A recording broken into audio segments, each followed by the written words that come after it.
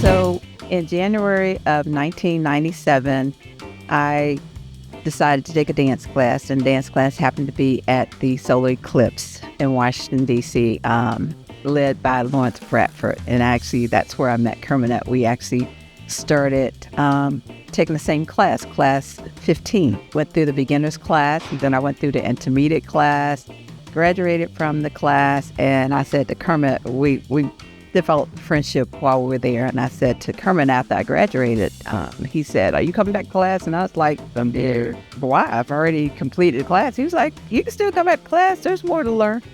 So I continued on. So in 1996, I guess it was the Christmas holidays, I was visiting my mom and I was watching my sister hand dance with my aunt. And I'm going, she's a lot younger than me, and I didn't grow up doing that, so I knew she didn't grow up doing it. So I asked her how she learned. And she told me about a class taught by Mr. Lawrence Bradford in the Smooth and Easy organization. And she asked me to come. And the class was, I think, the first Tuesday in January after the New Year. And she called me that day and she said, "Are you coming?" And I said, "No." And she said, "Why not?" And I didn't have a good reason. I just didn't come. I told her that,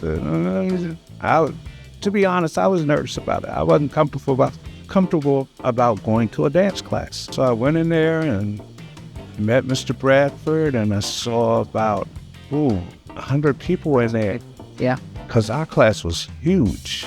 I mean, we still have the largest class to ever graduate from Smooth and East. Yeah, it's about 105 folks that graduated during that time. So I decided somewhere along the way that I was comfortable doing this. Yeah. And I think I did talk Novella in the continuing class, and years later, here we are. In 2000, we were interested in teaching a class together. And we weren't comfortable doing this, and we weren't even comfortable approaching the people. So we asked Brad to go along with us to Tradewynn's nightclub to give a pitch about us teaching a dance class there. And he was just so helpful in doing that. Exactly. Yeah. I mean, we kind of like walked us through every step of the way, how to begin the class. He gave us the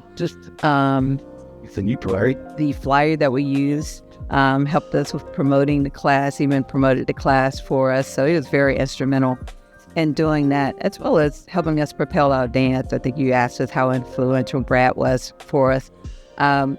Was it 2000 or when did we join the dance team? 1998? 99. 99. Early 99. Early 99. So I think Kermit, you joined the dance team first.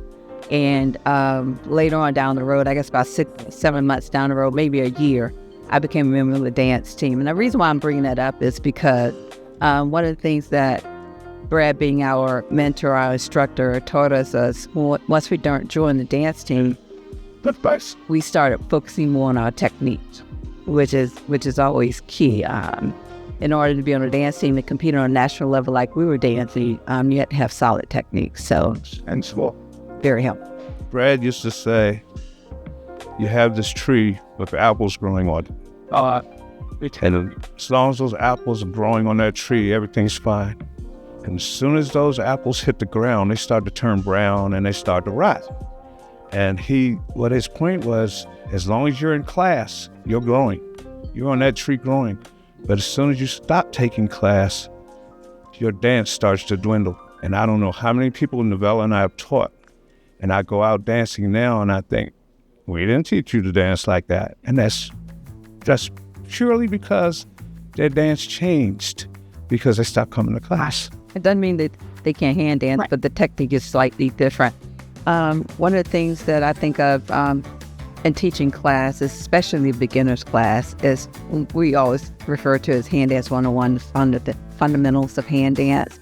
If you have a good, solid background with hand dance and learning and understanding the technique that you need to carry you forward for intermediate class, wherever you want to take your dance to, I think that is so key to understand just the basic solid foundation techniques of hand dance. And one of the other things that I was sitting here thinking about is that, so once we became certified hand dance instructors, and even before then, and something that we tell our students all the time, we took beginners class over and over again. Every time Brad started a new beginners class, it was like we were taking a beginners class all over again. Not because we didn't know how to hand dance, but there was something that he may have said, or I may have heard through the class, that helped with a basic technique that I have. So didn't necessarily mean I was learning to dance again. It meant that I was focusing on my technique, which I could help.